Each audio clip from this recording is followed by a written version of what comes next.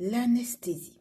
Et si ta peur était basée sur un mythe, tu savais que aujourd'hui, une anesthésie est plus sûre qu'un trajet en voiture et pourtant, c'est l'une des plus grandes peurs avant une opération. Moi-même, après plus de 40 interventions chirurgicales, je suis encore stressée. Hello à toi et bienvenue dans Déconstruire ensemble, le podcast qui explose les clichés sur le handicap.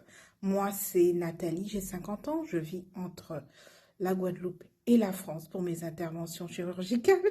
Et ici, je te parle sans filtre de ce qu'on vit vraiment dans nos corps.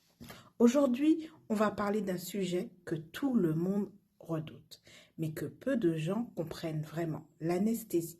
Parce que, soyons honnêtes, on ne craint pas l'opération, on craint de ne pas se réveiller. Et je vais te dire une chose, cette peur, elle est humaine, mais elle est souvent basée sur des idées fausses. Quand on parle d'anesthésie, il y a toujours les mêmes peurs qui reviennent. Et si je me réveille pendant l'opération? Et si je ne me réveille pas du tout? Et les effets secondaires? Est-ce que mon corps va supporter? Et moi, je vais être honnête avec toi. Plus j'ai été opérée, plus j'ai eu peur. Oui. Alors que, logiquement, ça devrait être l'inverse. Mais non, parce qu'avec le temps, tu comprends les enjeux, tu sais ce qui peut arriver et ton cerveau, il s'emballe. Par exemple, récemment, je pensais qu'on allait m'endormir localement et ça m'angoissait énormément parce que je me disais, mais je vais sentir, je vais entendre. Et en réalité, l'anesthésiste m'a expliqué que ce serait une anesthésie générale. Et là, soulagement. Alors, on va remettre les choses à leur place. Il existe plusieurs types d'anesthésie. L'anesthésie locale, on endort juste une petite zone, tu es consciente.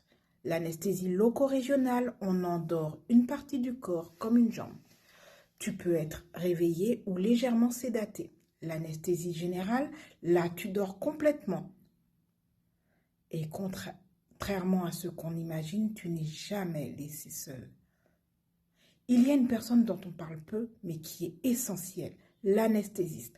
Pendant toute l'opération, il surveille ton cœur, ta respiration, ton cerveau, ton oxygène en temps réel.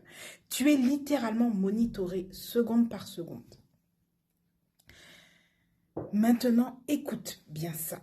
Aujourd'hui, le risque grave lié à l'anesthésie est estimé à environ 1 cas sur 100 000 à 200 000. Ça veut dire quoi concrètement?